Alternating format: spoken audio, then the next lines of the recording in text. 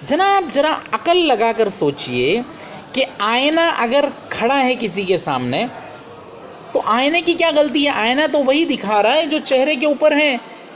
तो आप चेहरा साफ करने के बजाय आईने को फोड़ देंगे तो नुकसान किसका है?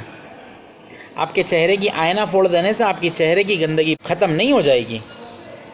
अब आप सोचिए कि एक ट्रेन के अंदर 14-15 साल का मुसलमान बच्चा, हाफिज जुनैद रहमतुल्लाह अलैह, ये 14-15 साल का बच्चा, मदरसे में पढ़ने वाला बच्चा, ईद की शॉपिंग के लिए ट्रेन में सफ़र कर रहा है। हमारे समाज के लोग, मैं हमारे समाज कहूँगा, नाम बोलूँगा हाँ समाज के लोग तो फिर बोलेंगे नहीं देखो ये भी हमारे समाज के। मैं बोलता हूँ हमारे समाज के लोग, जिस समाज में हम रह रहे हैं वहाँ के बहुसंख्यक लोगों की आबादी में वो ट्रेन जब गुजरती रहती है, उस बहुसंख्यक आबादी के लोग भी वहाँ मौजूद होते हैं। उस 15 साला मुसलमान बच्चे को जो ईद की शॉपिंग करने जा रहा है, उसको चाकू से गोद गोद के मार मार के उसको मार डालते हैं। बहुसंख्यक समाज वहीं बैठा बैठा तमाशा देखता है। किसी एक के अंदर भी जरूरत नहीं होती कि वो उस काम को रोके। तो आप इस समाज को क्या कहेंगे? अरे जिस समाज के लोग उन लोगों को वोट देते हों, जिस समाज के लोग उन लोगों को वोट देते हों कि जहां के लोग बैठकर ये कहते हों बड़ी बड़ी अपनी इलेक्शन स्पीच में कि मुस्लिम औरतों की लाश को कब्रों से निकाल कर उनका रेप किया जाए, ऐसे लोग इलेक्शन जीत के आते हैं। जिस समाज के लोग मुसलमानों को बेगुनाह कत्ल करने के बम ब्लास्ट के जरिए, जो मुजरिम है जिसके ऊपर केस चल रहा है, उस समाज के लोग ऐसे लोगों को वोट देकर पार्लियामेंट में भेज रहे हैं, उस समाज के लोगों को आप क्या कहेंगे? जो समाज के लोग मुसलमानों के खिलाफ जितनी नफरत फैलाते हैं उतने तगड़े वोट से जीत के आते हैं, उस समाज के लोग को आप क्या कहेंगे? मैं बात करता हूं शंभूलाल रैगर की, कि जिसने अफराजुल को, जो मालदा का रहने वाला था, मजदूरी करता था, अफराजुल को ले गया मजदूरी के बहाने और वो फावड़े से मार मार के, वो जिंदा भी खड़ा है, उसको मार मार के वो चौंकता है और मार डालता है। उसकी वीडियो बनाता है, बाद में वीडियो के सामने ही उसके ऊपर पदार्थ ऐसा डालता है जिससे आग लग जाए और उसकी पूरा जिंदा उसको जला डालता है। और उसी समाज के लोग उसके लिए पब्लिकली चंदा करते हैं और चंदा करने के बाद बाकायदा उसकी मूर्ति कुछ निकाल के बड़ा समाज में जश्न की तरह उसको निकालते हैं कि ये हमारा हीरो है। यानी मुसलमानों का इतना बड़ा कातिल उस समाज के अंदर बड़े नाम कमा रहा है। बात याद करिए आप कठुआ रेप की। मुस्लिम बच्ची को, छोटी बच्ची को मंदिर में रखकर जिना बिल जब्र करता जाता रहा, उसकी लाश को एकदम खराब कर दिया गया, मार के फेंक दिया गया। और जब मुजरिमों को पकड़ा गया, हिंदू समाज के लोग उसमें पकड़ाए, तो बस कम्युनल कार्ड खेलना शुरू हुआ और बाकायदा उनके फेवर में, उनके समर्थन में तिरंगा रैली निकाली गई। आप इस समाज को क्या कहेंगे? इस समाज को सड़ा हुआ समाज नहीं कहेंगे तो क्या कहेंगे? जरा दिमाग लगा के सोचिए कि गलत क्या कहा जा रहा है। हमें नसीहतें की जाती हैं इलेक्शन के टाइम पे कि ये 2 मुसलमान मत खड़े हो, 3 मुसलमान मत खड़े हो, मुसलमान के वोट बढ़ जाते हैं, मुसलमान के वोट बढ़ जाते हैं तो क्या होता है, वो जीत जाता है, बड़ा शैतान जीत जाता है। भैया जो वहाँ से जीत के आते हैं, जो वहाँ से जीत के आते हैं, वहाँ पे तो 2 के दोनों काफिर खड़े रहते हैं। उसके बावजूद भी वैसे लोग क्यों इलेक्शन जीतते हैं जो मुसलमानों के खिलाफ नफरत फैलाते हैं? क्यों? ये सवाल है कि इसका जवाब हासिल करना होगा हमें। ये बेवकूफ़ बनाया जाता है, आज तक इस कौम को बेवकूफ़ बनाया जा रहा है कि ईवीएम सेट करके जीत रहा है इलेक्शन।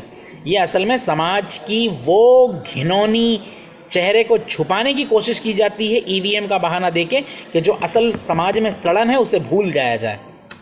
आप समझ रहे हैं इस बात को? मतलब कि समाज के दिमाग जो सड़ चुका है, जो इस तरह के लोगों को पसंद करना शुरू किया है कि जो मुसलमानों का दुश्मन है उसे वोट दो, फिर वो कैसा भी है। जब समाज के अंदर ये सड़न आ चुका है तो इल्ज़ाम आप ईवीएम पे देते हैं कि ईवीएम सेट करके जीतता है। तो भैया ऐसे लोगों के चाहने वाले क्या इस देश में नहीं हैं? ऐसे लोगों को वोट कौन मंगल ग्रह के वासी लोग देते हैं? कहाँ से ऐसे लोग वोट पाते हैं? कहाँ से लोग ऐसे लोग मेन स्ट्रीम के अंदर जगह पाते हैं?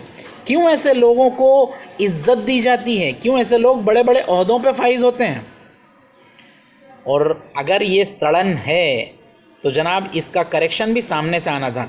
हमें बड़ी बड़ी नसीहतें की जाती हैं कि तुम्हारे वहाँ IS का फितना है, ये है वो है, लोग तुम्हारे वहाँ रेडिकलाइज हो रहे हैं, तुम अपने बच्चों को समझाओ, अपने बच्चों को समझाने की कोशिश करो। भाई सारी नसीहतें हमें कबूल हैं और इसके ऊपर हमारे उलमा ने बड़े बड़े फतवे दिए। और हमारे वहाँ तो एहसास कमतरी का ये हाल है कि एंटार्क्टिका के अंदर रात में 3 बजे भी कोई छोटी सी सुरसुरी भी फुटती है तो ये डर जाते हैं मुस्लिम समाज और उसको बोलते condemn it, we condemn it, Islam का इससे कोई ताल्लुक नहीं।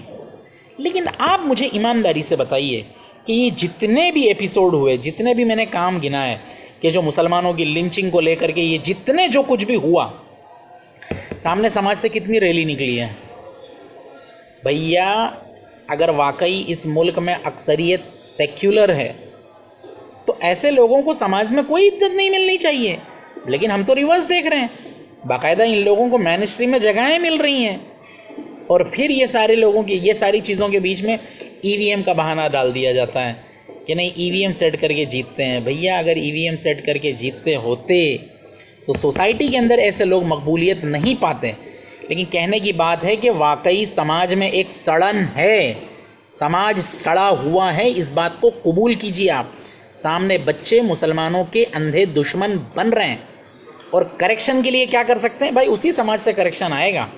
आप यहाँ बैठ के मुसलमानों को नसीहतें करो कि नहीं इस बार सरकार गिरानी है, सेक्युलर सरकार लानी है, तो मुसलमानों के अंदर मुसलमान मेजॉरिटी इलाके में से 2-3 उम्मीदवार ना खड़े हों, एक ही खड़ा हो, भले वो काफिर खड़ा हो जाए, मुसलमान तुम वो काफिर को वोट दो लेकिन सेक्युलरिज्म को बचाओ।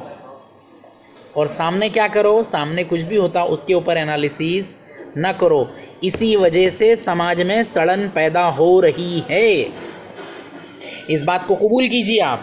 जब तक इस मर्ज को कबूल नहीं करेंगे आप, मर्ज का इलाज नहीं होने वाला। इस बात को बिठा लीजिए जहन में। तो ये बात थी कि सड़ा हुआ समाज है, कबूल कीजिए आप। जब तक आप मर्ज को कबूल नहीं करेंगे उसका इलाज नहीं करवाएंगे। नहीं आप इसको नहीं छुपा के रखो, नहीं। अब ये बात अगर करो ना तो बोलते लोग आप हिंदू मुसलमान में फसाद करा रहे। अरे भाई हिंदू मुसलमान फसाद की बात कहाँ गई? हम तो बता रहे हैं कि सामने वाले लोग इस तरह से मेन स्ट्रीम में मकबूलियत पा रहे हैं। ऐसे लोग जो मुसलमानों के खिलाफ जहर उगल रहे हैं वो मेंबर ऑफ पार्लियामेंट बन रहे हैं, वो लेजिस्लेटिव असेंबली के मेंबर बन रहे हैं। आप क्या कर रहे हैं? ऐसे लोगों के इलेक्शन में जीतने से क्यों नहीं रोक पा रहे हैं? आप हमसे नसीहतें कर रहे हैं कि नहीं 2 लोग खड़े हो जा रहे हैं इसलिए वहां से सेक्युलरिज्म हार जा रहा है। आपके समाज से क्यों लोग जीत के जा रहे हैं? ये सवाल तो उठाइए, अपने समाज में ये सवाल तो करिए।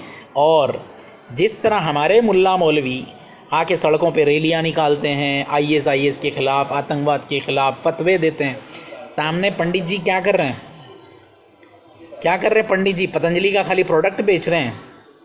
सामने पंडित जी क्या कर रहे हैं? क्यों इसको पब्लिकली कंडेम नहीं कर रहे हैं? बल्कि हमने तो देखा कि पंडितों ने बाकायदा ऐसे लोगों का बड़ा सपोर्ट किया हुआ है, उनको हाथ में लिया हुआ है कि नहीं ये बड़ी अच्छी सरकार है, डेवलपमेंट की सरकार है।